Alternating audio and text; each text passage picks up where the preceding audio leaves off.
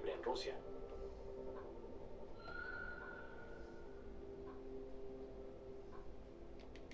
Todos los días sacaban cadáveres del edificio.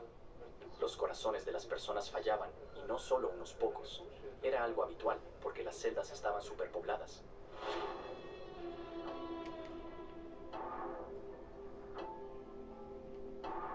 Hasta los años 90, los condenados a muerte eran ejecutados aquí a tiros. Les ponían una especie de bolsa en la cabeza, no para humillarlos, sino para evitar que gritaran. Las ejecuciones se realizaban de noche en una celda especial con salida al patio. La llamaban la salida al infierno. Lo llevaban adentro y él se daba cuenta de que no estaba en una celda. Lo bajaban un nivel, un disparo en la nuca, con el arma reglamentaria y listo. Luego sacaban el cuerpo por la puerta. Por la mañana, la litera se pliega y te quedas de pie en tu celda. Esa es la prisión para ti. Sobrevivir al aislamiento sin enloquecer era considerado una hazaña, incluso por los guardias. Y escuchas el grito: dile a la gente que muero como un ladrón. Hasta las celdas normales eran un infierno. En los peores años, albergaban hasta 20 personas cada una, y cuando uno enfermaba, toda la celda moría de pie. Y todo esto ocurría en pleno centro de San Petersburgo. Soy Lidov, y mi episodio de hoy trata sobre cómo vivía y moría la gente en la infame prisión rusa, las Kresty. Descubrirás quién fue enviado al psiquiátrico, cómo torturaban a los reclusos, quién permaneció dentro incluso después de que trasladaran la prisión. Hoy vamos a contarte cómo era estar en la tristemente célebre prisión Las Cruces de San Petersburgo.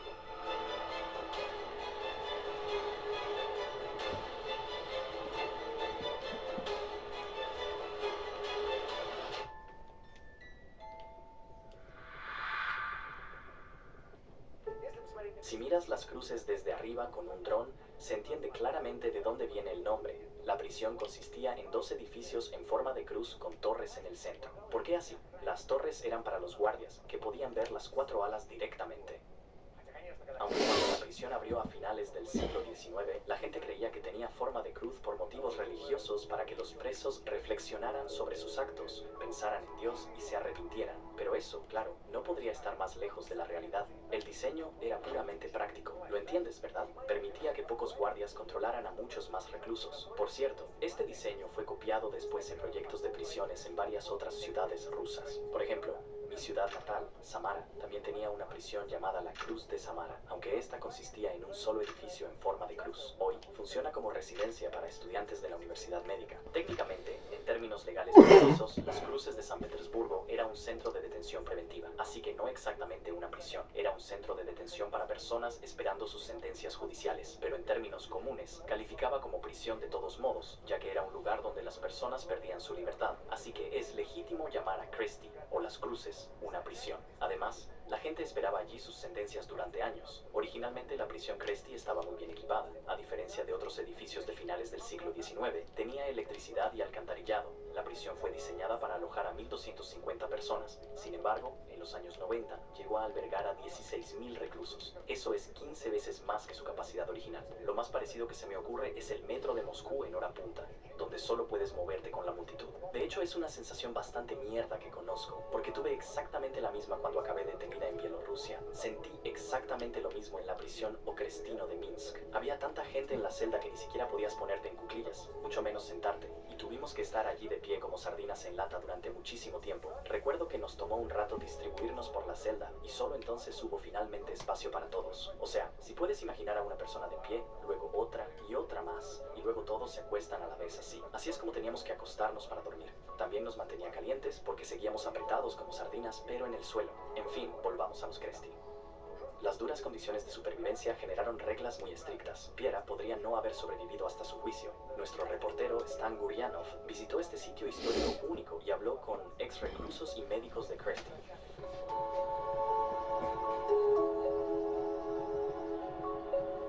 El invierno en San Petersburgo es, como era de esperar, terriblemente frío. La temperatura es como 273 bajo cero, así que no entiendo cómo se mueve algo aquí, pero la gente camina y la vida sigue.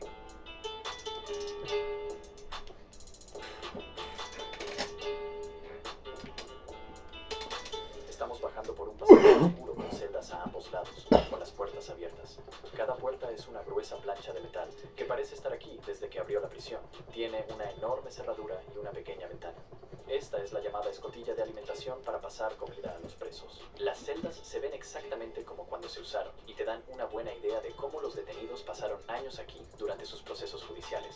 Había 4 personas a ambos lados de la puerta. Parece que incluso construyeron pequeños estantes para sí mismos y una mesa que también parece hecha a mano. Detrás de las rejas que protegen la ventana hay recipientes de plástico y trapos. Y se puede ver que se usaban con frecuencia y que los reclusos los tenían secándose junto a la ventana. Había un par de enchufes eléctricos junto a un pequeño armario. En estas celdas, a los detenidos se les permitía tener una tetera e incluso un televisor. Hay un par de tomas más cerca de la entrada. En general, me da la impresión de que los detenidos han sido sacados por alguna razón y están a punto de volver a entrar. Las celdas parecen aterradoras, pero una vez dentro, de forma inesperada y extraña, sientes que realmente son habitables.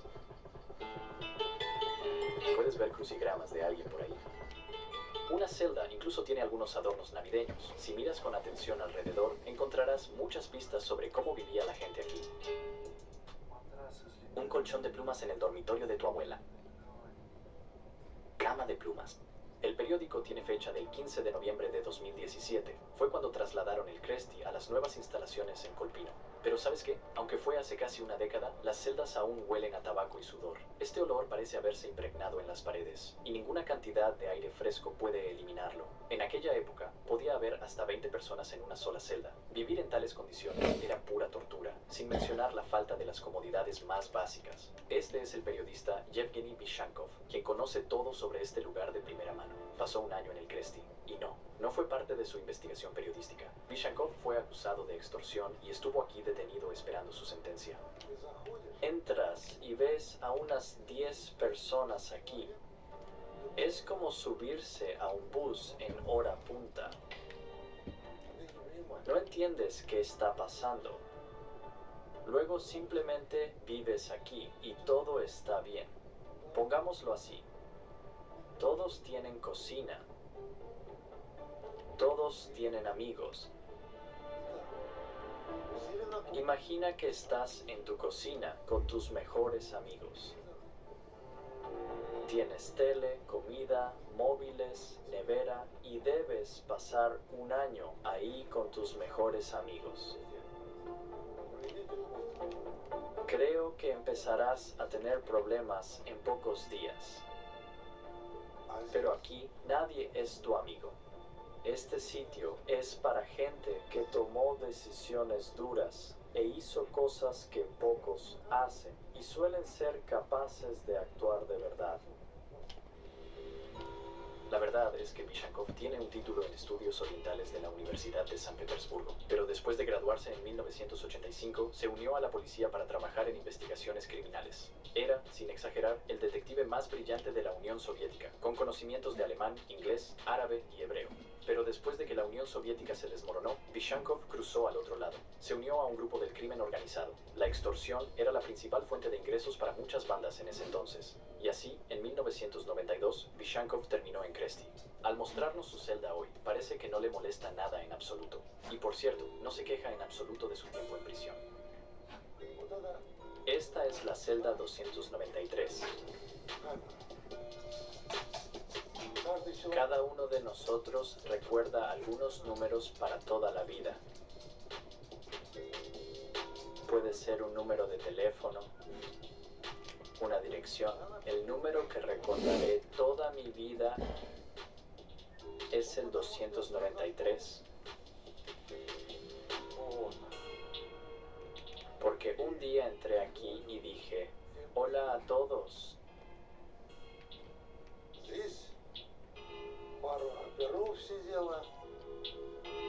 Había un par de policías, un investigador muy meticuloso, un par de sargentos, unas 8 personas en total.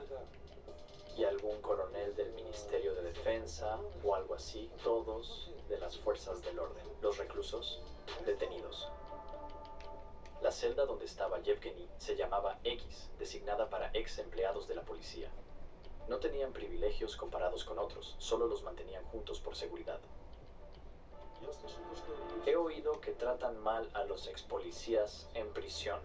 No, eso es pura basura, completa tontería. Mal, no mal. Nosotros estábamos en una celda, los pandilleros en todas las demás. Pero ¿sabes qué? Ya conocíamos a la mitad de ellos. Entonces, ¿qué podría haber salido mal? En un sitio así hay que convivir. Alguien se queda sin algo y tú se lo prestas. Alguien necesita pasar algo, tú lo apoyas. Comer alimentos líquidos era un desafío. Para empezar, los compañeros de celda tenían que compartir una cuchara y un tazón. Traían un gran tazón de aluminio con gachas y una cuchara para todos. Podía ser avena o mijo, con mantequilla o sin ella. Eso era todo lo que recibíamos. ¿Un tazón para todos y una cuchara para todos? Sí. O turnarse o lo que sea. ¿Qué es creapa? Creapa es este tipo de comida. Básicamente, comida de repollo congelado y papas congeladas. Un plato de pescado, si es que lo era, por ejemplo. No había menú, claro. Nadie nos dijo si era pescado, sopa o qué. Pero, por ejemplo, si servían pescado, era puro hueso. Solo huesos congelados, cocidos hasta ablandar. Podías comerlo si no tenías otra opción. Cuando estuve allí, no comí ese tipo de comida. La razón era que la prisión tenía su propia panadería. Puedes ver la chimenea desde aquí. Esa panadería hacía pan de centeno que los presos usaban para souvenirs. Ese pan era como plastilina. Era muy blando y pegajoso. Hacían figuras y las pintaban para vender. Pero si comías un trozo, te daba un dolor terrible de estómago. La prisión servía comida muy pesada. Es muy difícil acostumbrarse después de comer normal. Alexander Nevzorov terminó en Kresty en 1999 y pasó un año allí. Fue acusado de 4 delitos, entre ellos 2 cargos de extorsión. Básicamente, era un cobrador de deudas. Comencé trabajando en la policía. Luego renuncié. Inicié mi propio negocio. En los 90 había muchos trueques en Rusia y yo me dedicaba a gestionar deudas asignadas.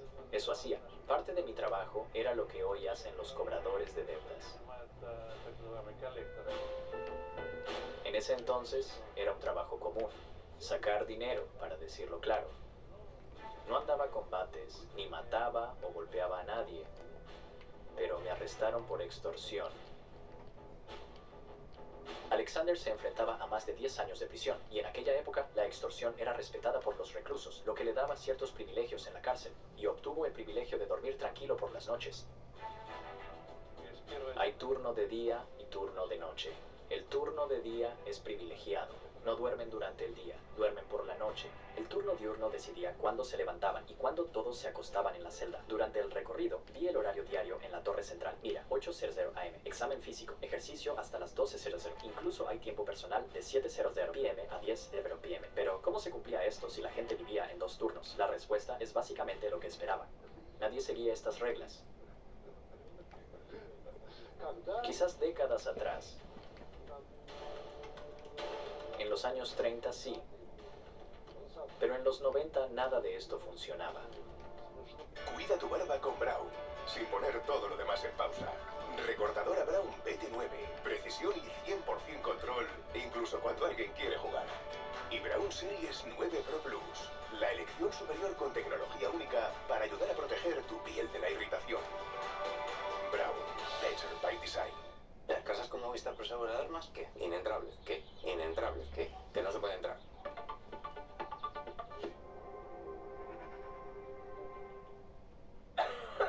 ¿Tienes tos? El jarabe para la tos seca de Vicks alivia la tos a partir de 15 minutos.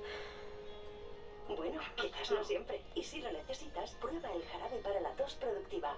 Jarabes para la tos de Vicks. Lea las instrucciones de este medicamento y consulte al farmacéutico.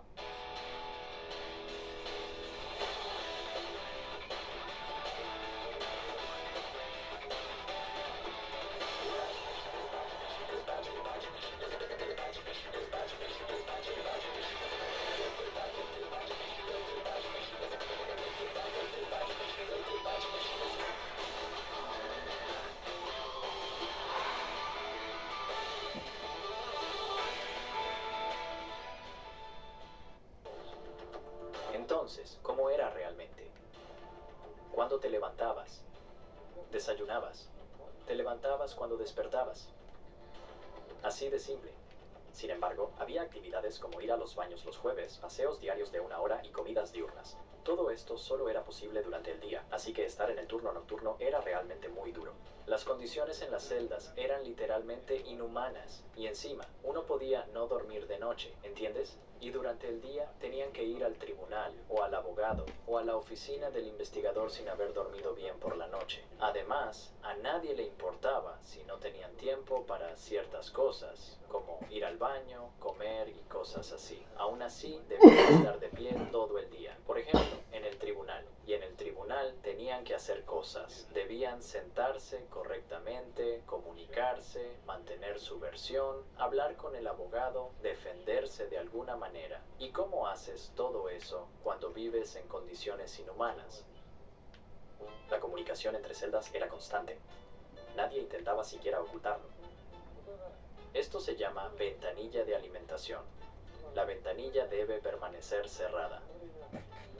Durante las comidas se abre y sirven las gachas o la comida que haya. Pero los presos con cierta reputación podían tener su ventanilla abierta todo el tiempo. ¿Por qué? Primero, puedes fumar. Segundo, puedes hablar. Una ventanilla abierta allí, otra aquí y así sucesivamente.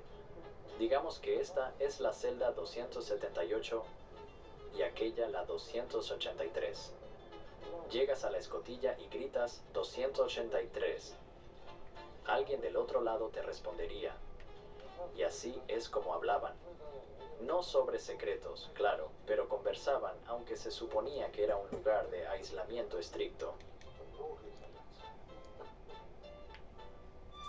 En general, el sistema de comunicación en Cresty estaba muy bien desarrollado. Si miras con atención, verás toda una red de hilos blancos conectando las celdas. Los hilos se llamaban tripas, y los presos los hacían con lo que tenían: ropa, sábanas, hilos e incluso cabello humano en casos extremos. Los reclusos habían desarrollado sus propias técnicas de tejido. Un cordel extendido de una celda a otra se llamaba camino. Normalmente, hacían un camino lanzando un cordel con peso o gancho de una celda a otra. En la celda receptora lo ataban a los barrotes y así podían pasar notas, comida, cigarrillos o cualquier cosa que cupiera entre los barrotes. Mantener la comunicación entre celdas era muy importante para los reclusos, no solo para su vida diaria. Por ejemplo, los cómplices podían comunicarse así y coordinar sus testimonios para el juicio. Si sus historias coinciden, incluso en pequeños detalles, es más difícil desmentirlas. Pero no pude evitar preguntarme, ¿será posible que los guardias nunca quitaran esos caminos? Bueno, hay 10.000 personas aquí. Claro que los cortarían todos los días. ¿Y qué? Dicen que están prohibiendo fumar en varias ciudades rusas. Pero, ¿realmente atraparon a muchos fumadores? ¿Bajaron las ventas de cigarrillos? A veces, los presos necesitaban conectar no solo con celdas cercanas, sino con otras salas, usando tubos de periódico enrollado. Imagínate, una persona tenía que soplar un hilo con una carga para que llegara a una ventana específica en otro edificio y se enganchara allí. Usaban este método particular en el Cresty incluso para enviar mensajes fuera de la prisión. Luego, gente entrenada los soplaba usando tubos especiales para sacarlos afuera. Todas estas vías de comunicación y hablar por escotillas abiertas ni siquiera se consideraban infracciones graves. Y si tenías dinero, podías meter casi cualquier cosa en tu celda para hacerte la vida más cómoda. Como ya era parte de la banda y la gente me conocía, tenía oportunidades a mi alcance, digámoslo así. Cuando entré a mi celda, todos nos presentamos rápidamente. Había oído de algunos de esos policías. A otros los había visto antes. Y dije, escucha, no vengo de la policía. He estado en una pandilla por un tiempo. Así que chicos, ¿por qué no alegrar nuestra vida aquí? Necesitamos una TV, un calentador eléctrico, esto y aquello. Empecé a añadir comodidades, no porque fuera genial, sino porque era mi lugar temporal, mi hogar. Algunos no tienen oportunidades, Y eso no tiene remedio. Pero yo sí, gracias a mi estatus, gracias a mis conexiones. Y así habíamos metido todo aquí. Teníamos un espejo aquí. Y quizás sea gracioso, pero incluso habíamos traído algunos juegos, como futbolín, hockey de mesa, esos pequeños, ¿sabes? No necesitábamos naipes, simplemente no era lo nuestro, y a mí no me gusta jugar a las cartas. Pero teníamos dominó y otros juegos de mesa. Luego conseguimos ajedrez, damas y algunos buenos libros para leer. Alexander ingresó al Cresty en abril de 1999 y con la llegada del verano, la prisión se convirtió en un verdadero infierno. Ni siquiera hacían falta celdas de castigo porque la gente moría en las celdas normales. Dejaron de permitirnos mantener las escotillas abiertas y era un verano muy caluroso y las ventanas estaban todas selladas. Nunca se abrían, así que tuvimos muchas muertes. Así que en el verano de 1999 sacaban cadáveres del edificio todos los días. Los corazones de la gente simplemente se detenían.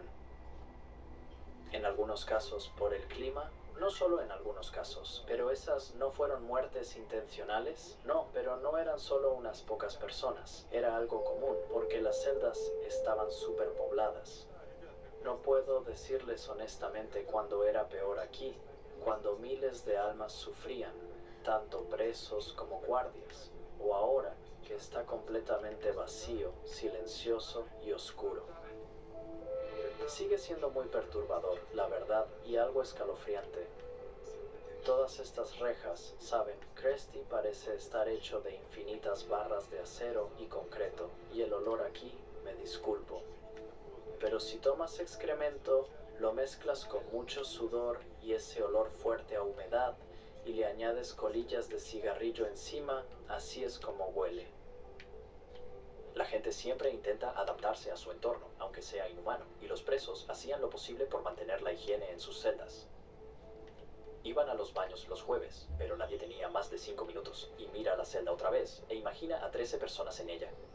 Creerías que en esta jaula los reclusos lograron ducharse. Te contaremos cómo. También quiero decir que la gente se preocupaba mucho por la higiene allí. Porque, claro, si hay 13 personas en un cuarto pequeño, mantenerlo limpio es crucial. Así que la gente encontró formas de lavarse, y les puedo contar cómo lo hacíamos. Creamos una ducha improvisada, algo totalmente prohibido en la prisión, pero hacían la vista gorda al respecto. Entonces, lo que hacíamos era esto. Uno de nosotros se paraba sobre el inodoro, otros lo rodeaban como con una cortina, y luego le echábamos agua desde arriba. Así, la persona podía darse una ducha de verdad, lavarse la cabeza mientras estaba de pie en el inodoro. Amigos, ¿les gustaría ser los primeros en conocer nuestras aventuras y ver mis nuevos reportajes? Suscríbete a mi canal, activa la campana y deja un like. Quizás estés cansado de oír esto, pero nos motiva muchísimo a trabajar más y crear mejores episodios para ti. Para tener comida decente en prisión y quizás otros privilegios, debías mantener una buena relación con los guardias. Esto se conseguía con dinero. Si pagabas, te traían cualquier comida y el alcohol que pidieras. Había cierto orden, y si algo estaba fuera de lugar en una celda, el oficial de turno llamaba a los guardias.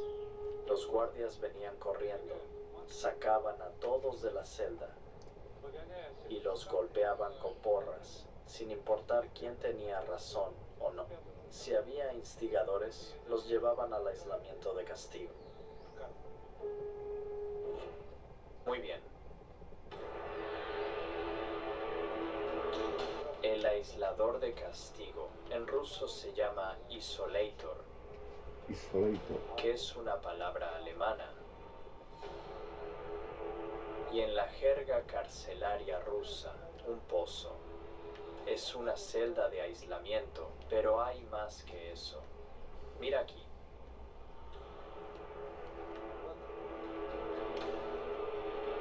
No puedes ver la cama, la litera, pero puedes ver esta cosa. Se llama el tocón.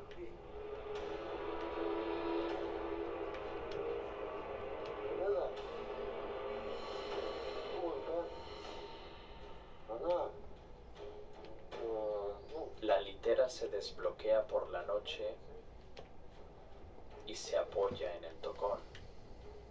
Durante el día se pliega y al detenido solo se le permite estar de pie o caminar, nada más. No pueden acostarse ni sentarse.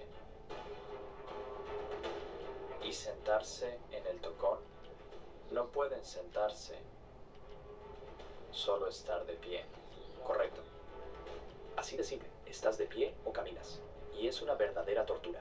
La celda era brutalmente fría y no había paseos diarios para los castigados. Y así tenías que quedarte, o más bien estar de pie allí durante 15 días completos. Pero podían extender el castigo, añadir otros 15 días, luego más. No todos aguantaban tal castigo, y para calentarse por la noche, a menudo rompían el colchón y dormían dentro. Lo más difícil siempre es tu propia fisiología humana. No se trata de ser fuerte o no, se trata de cosas inevitables. ¿Cuánto tiempo puedes caminar de un lado a otro? Piénsalo. Siempre doy ejemplos de la vida diaria porque son simples y funcionan. Digamos que llegas a casa del trabajo. En vez de lo que normalmente haces, entra al baño y empieza a caminar. 3 pasos allá, 3 pasos acá.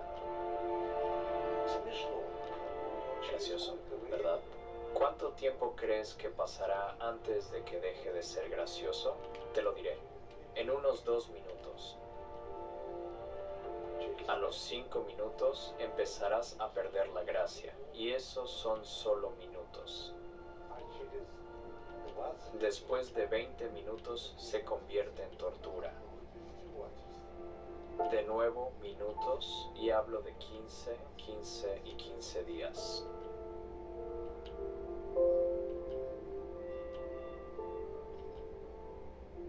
Seré sincero, aunque no hay nadie en el edificio ahora excepto nosotros, no quise encerrarme en esta jaula. Créeme, fue bastante aterrador incluso con la puerta abierta al pasillo. Lo único peor que esto fue la celda de castigo en los años 30. ¿Las literas no se desplegaban? Claro que se desplegaban, no te preocupes.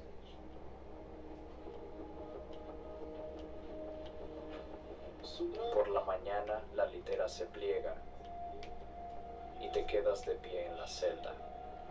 Y eso es todo. Y no puedes apoyarte en la pared por esto. Se llama abrigo de piel.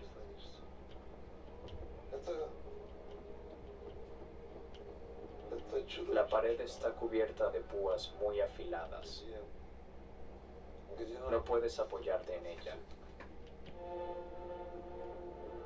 Es un armario de tortura, donde pasas 15 días con frío, sin comida, y te castigan por el menor movimiento.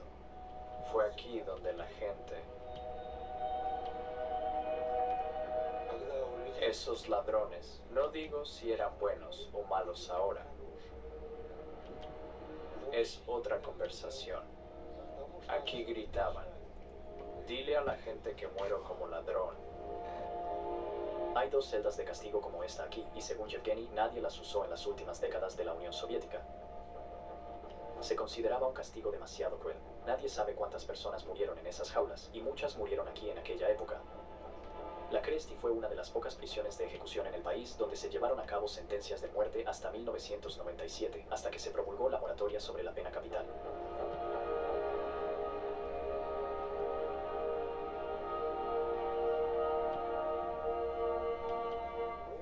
Este lugar se llama 2-1. Todos en el Krusty sabían lo que era 2-1. Es el primer piso del primer edificio en Cruz.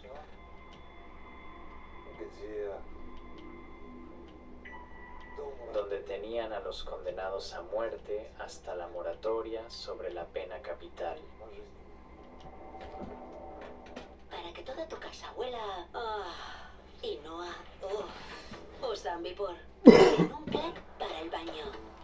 Y en un clic para el salón. 3 en 1. Combaten los olores, refrescan y duran. Duran y duran.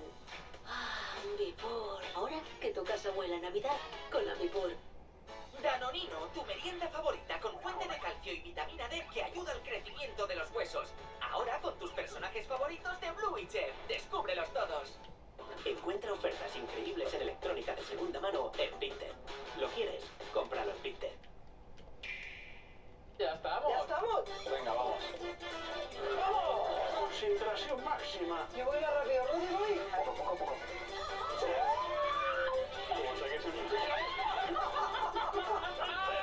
Pinta la pequeña. ¡Vamos!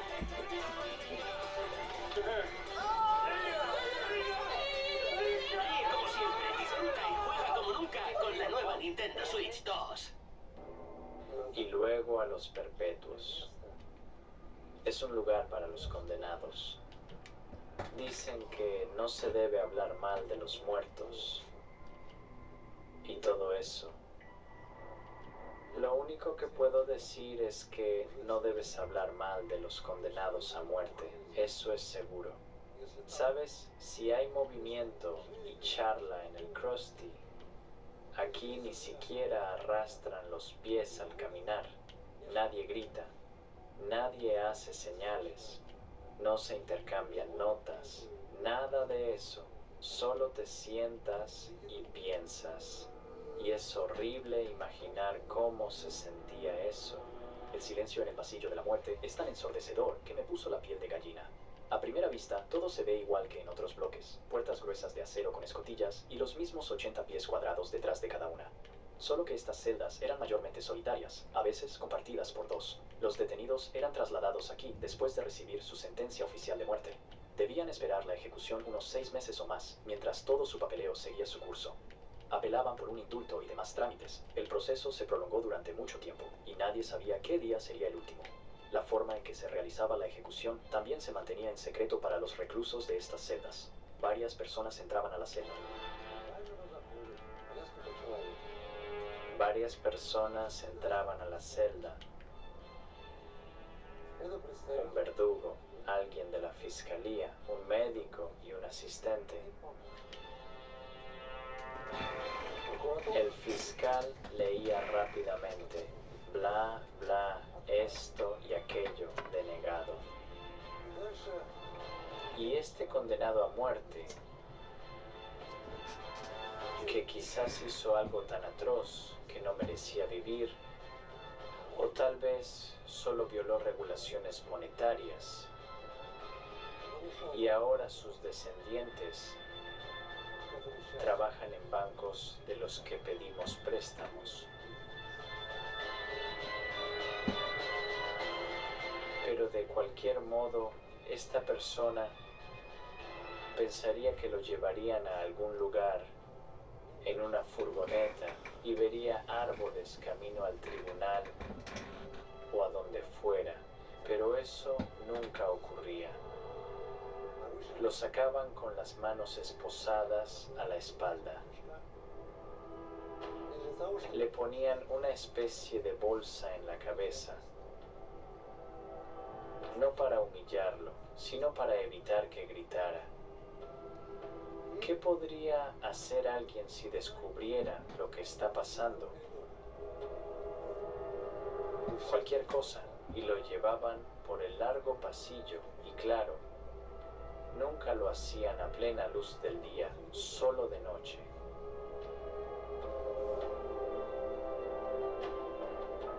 Y así lo llevaban a una celda exactamente igual a cualquier otra. El recluso habría pasado por la celda muchas veces como todos los demás. Es solo una celda, pero lo cierto es que no lo es. Si abres la puerta, no verás una celda. Verías unas escaleras que bajan a una plataforma y otra puerta. Lo llevaban abajo a la plataforma y el verdugo usaba su arma reglamentaria. Primero fue un revólver Nagant, luego una pistola TT y después una Makarov para disparar a la nuca.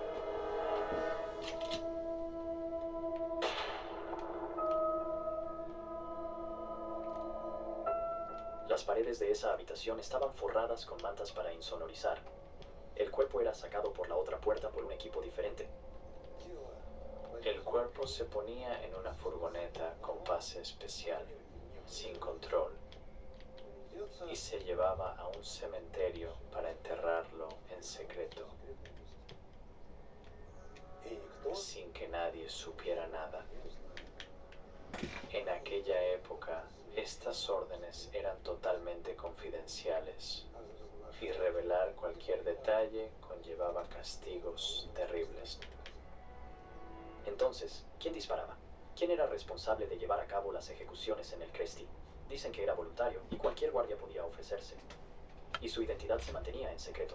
Ningún colega, y menos su familia, sabría que mataban personas, aunque no cualquiera, sino criminales.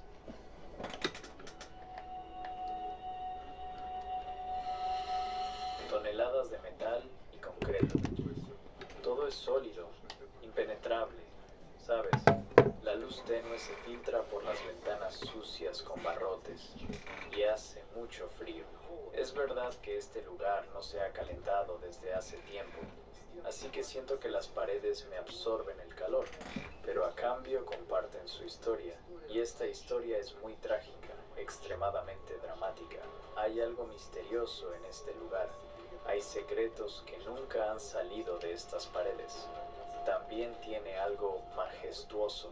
Sí, lo digo en serio. Mira todo esto. Incluso estas celdas pequeñas que te provocan claustrofobia al instante, es verdad. Es muy desagradable estar solo ahí. Así que imagina con 20 personas más, ¿no?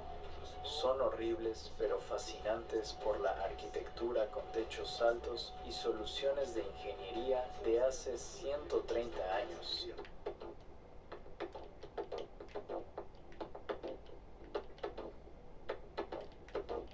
Es imposible imaginar cuántas tragedias podrían recordar estas paredes.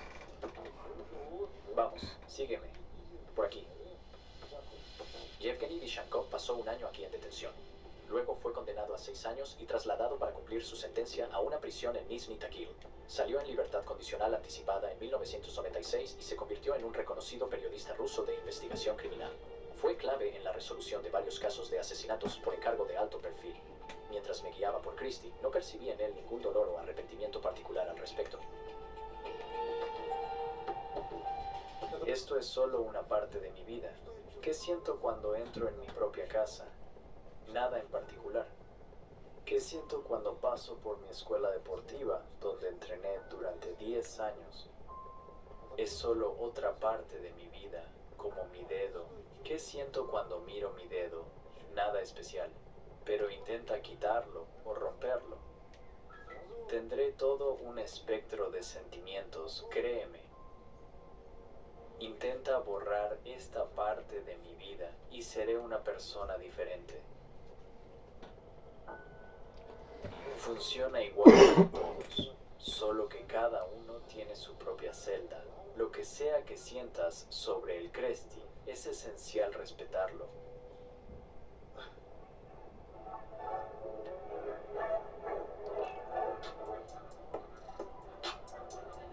En verano se oye el tráfico y la música de los barcos de recreo en el Neva. Si disfrutas la vista desde tu apartamento, es muy agradable. Pero ver a gente disfrutando su libertad desde la celda es una verdadera tortura. Venían mujeres con niños y chicas jóvenes que gritaban cosas a los presos. Gritaban, "Te amo", y cosas así. Los guardias intentaban echarlas, pero no siempre lo lograban. Fue clave en la resolución de varios casos de asesinato por encargo de alto perfil. Lo curioso es que cuando las novias gritaban "te amo" a sus parejas, ellos no podían responder "yo también te amo", porque en prisión hay que usar la jerga carcelaria y seguir el código interno. Y muchas cosas se expresan diferente que en la vida normal, así que no pudieron responder "te amo" y en su lugar gritaron la misma mierda. Si le dijera eso a mi novia, no creo que esté ansiosa por verme regresar a casa. Pero así es la jerga carcelaria.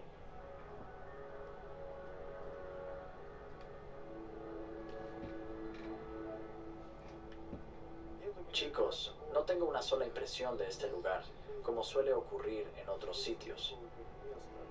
Estoy dividido entre mis sentimientos, así que quizás divague un poco, a riesgo de molestar a mi editor. Pero sabes, por otro lado, entras y te golpea la claustrofobia, y todo este concreto y barrotes te aplastan.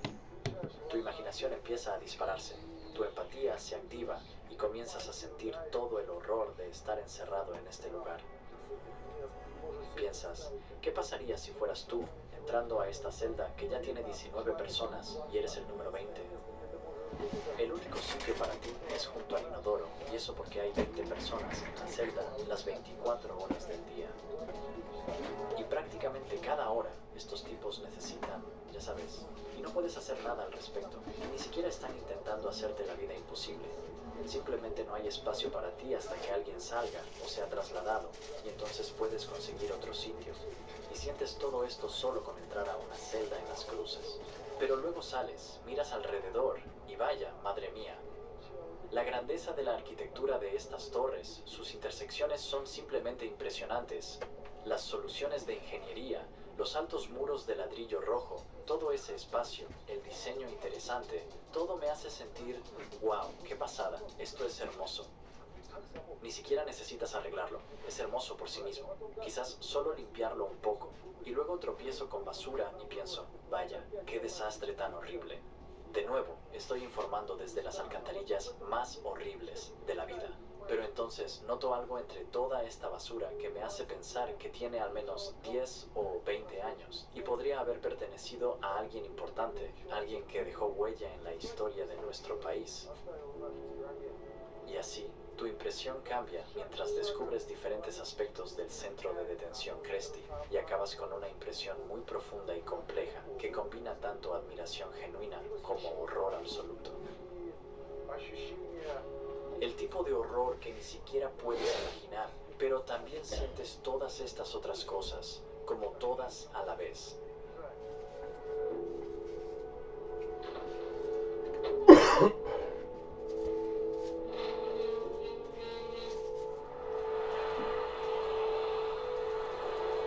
Lo que me lleva a la pregunta que probablemente importa más. ¿Puede la prisión realmente reformar a un delincuente? ¿Es cierto que si pones a las personas en un ambiente insoportable, pueden cambiar para mejor? ¿Y qué hay de las personas que cumplen condena tras condena con breves descansos entre medio? Saben lo que les espera en prisión, pero eso no les impide cometer crímenes otra vez y volver. Porque, bueno, quizás sienten que pertenecen allí más que afuera. Entonces, ¿puede la detención realmente hacer algo por ellos?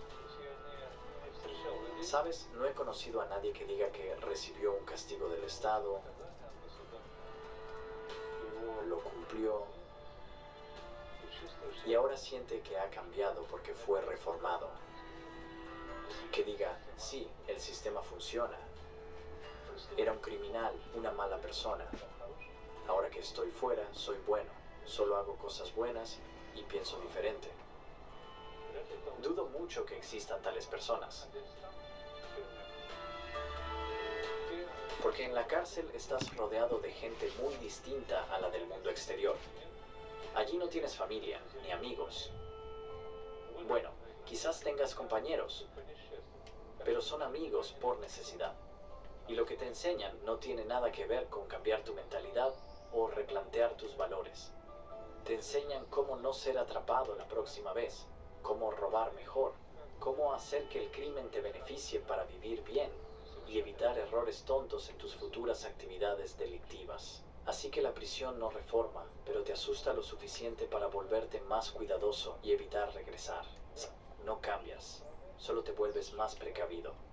Sabes, siempre me han desconcertado las celdas limpias y cómodas en las prisiones europeas. ¿Sabes cómo Anders Breivik está cumpliendo su condena? El tipo que primero detonó una furgoneta bomba en el centro de Oslo en 2011 y luego disparó a más de 60 personas en un campamento de verano. Su recuento total de víctimas fue de 80 muertos y cientos de heridos. Fue sentenciado a 21 años de prisión. ¿Y sabes qué tipo de prisión es? Mira, tiene 3 habitaciones, 258 pies cuadrados en total, con dormitorio, escritorio y acceso a gimnasio. Breivik no tiene compañeros de celda y no está loco. Los expertos concluyeron que asesinó masivamente a inocentes sabiendo perfectamente lo que hacía y cómo lo está pagando. Su único inconveniente es no tener libertad, mientras que hay mucha gente en el mundo que vive con menos comodidades incluso fuera, y aún así, Breivik encuentra la situación tortuosa. ¿Merece esta persona tal comodidad pagada por los contribuyentes? Alexander tiene su propia opinión sobre esto.